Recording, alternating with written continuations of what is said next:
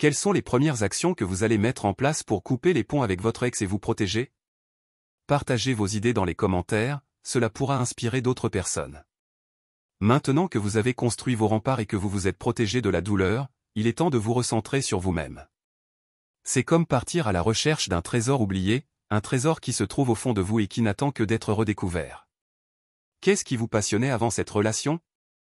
Qu'est-ce qui vous faisait vibrer? Quels étaient vos rêves, vos ambitions, vos projets? Il est temps de vous reconnecter à cette partie de vous qui a peut-être été mise de côté pendant un certain temps. Prenez une feuille de papier et un stylo, et faites une liste de tout ce qui vous apporte de la joie, de tout ce qui vous fait sentir vivant. Cela peut être des activités créatives, des sports, des voyages, des rencontres, des apprentissages. Tout ce qui vous donne envie de vous lever le matin avec enthousiasme. Se reconstruire, c'est aussi prendre soin de son corps et de son esprit. C'est mettre en place un véritable rituel d'amour-propre, un moment privilégié que vous vous accordez chaque jour pour vous chouchouter et vous ressourcer. Cela peut être un bain chaud avec des huiles essentielles, une séance de méditation, une promenade dans la nature, un massage relaxant, une lecture inspirante. Peu importe l'activité, l'important est qu'elle vous apporte du bien-être et de la sérénité. N'oubliez pas que votre corps est votre temple, et qu'il mérite d'être nourri avec des aliments sains et de l'exercice physique. Alors, faites du sport, mangez équilibré, dormez suffisamment. Votre corps vous remerciera, et votre esprit aussi. Enfin, pour vous reconstruire pleinement, il est essentiel de vous fixer de nouveaux objectifs.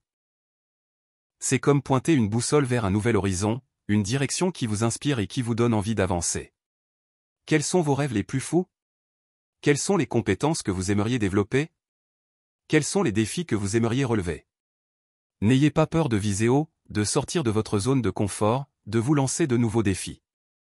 Vous êtes capable de bien plus que vous ne le pensez.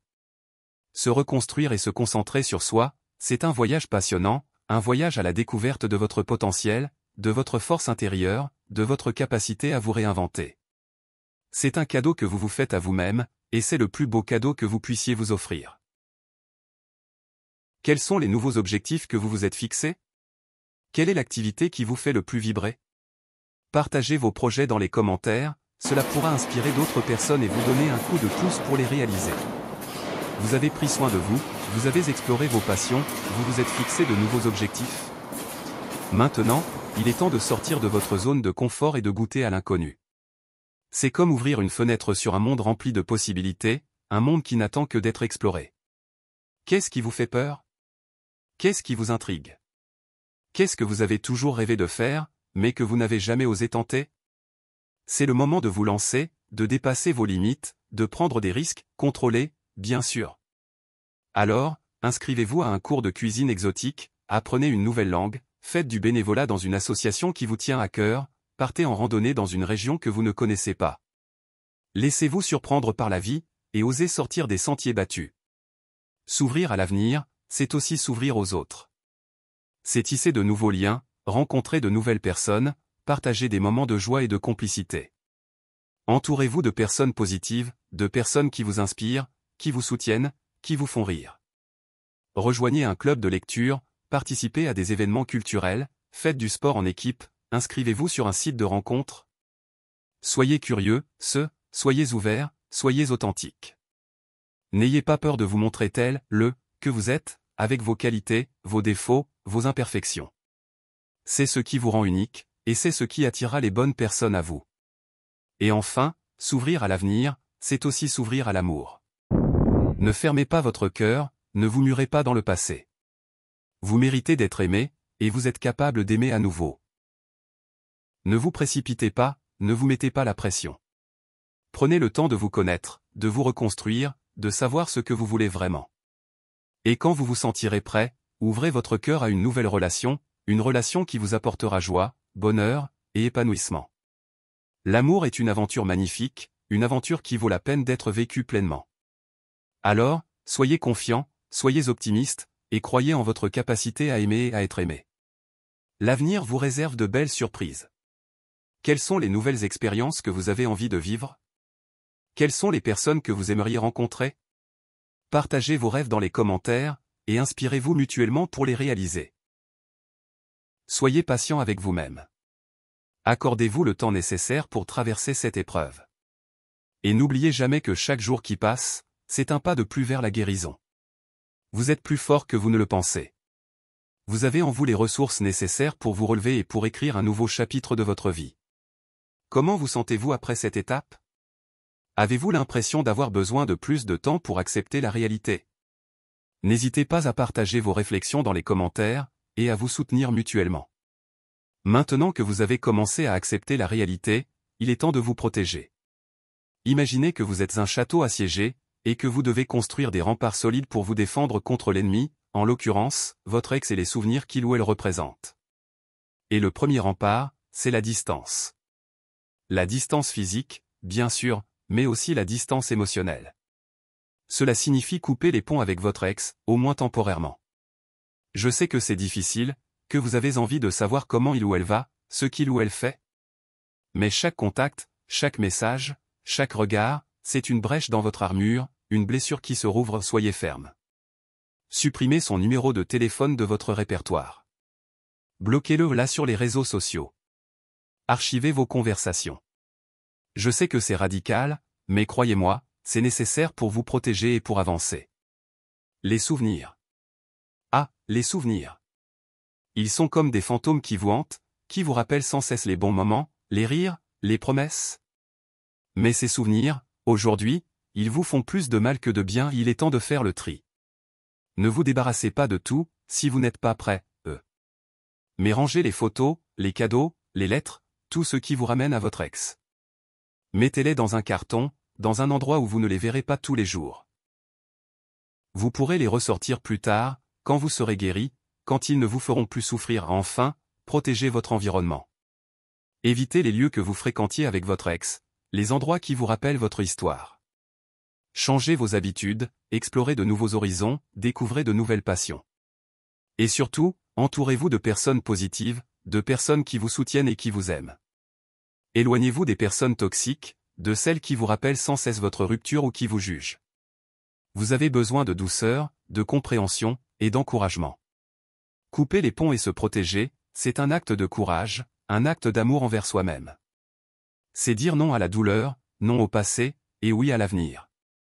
Vous méritez d'être heureux, et cela commence par prendre soin de vous. Voilà, nous sommes arrivés au bout de ce voyage. Un voyage parfois difficile, mais rempli d'espoir.